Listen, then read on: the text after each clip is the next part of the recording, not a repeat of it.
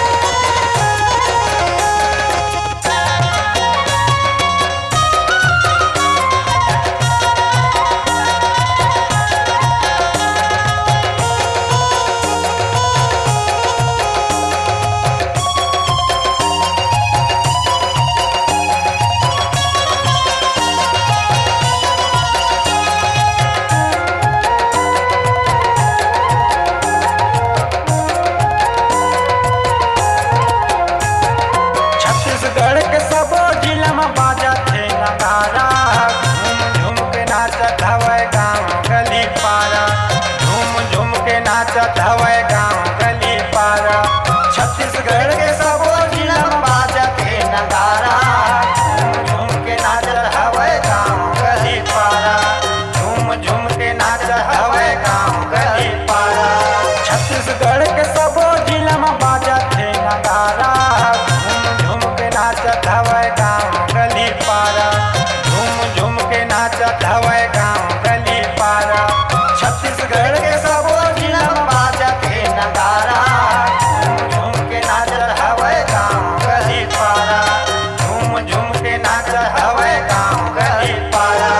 रंग नीला यो पीला, रंग नीला यो पीला, रंगमा रंग है पूरा मुंगेली जिला।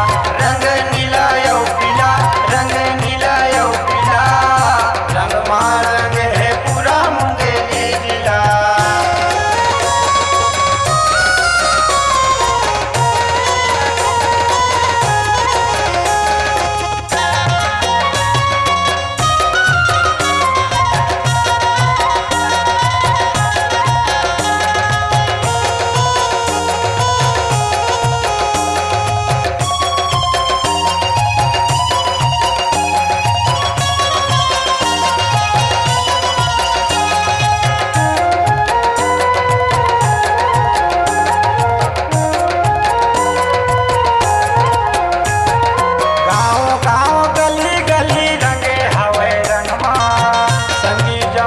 सबो खेलत हवे संगमा, संगी जमुरी सबो खेलत हवे संगमा।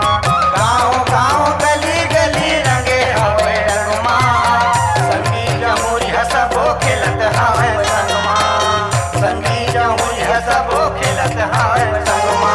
गाँव गाँव गली गली रंगे हवे रंगमा, संगी जमुरी सबो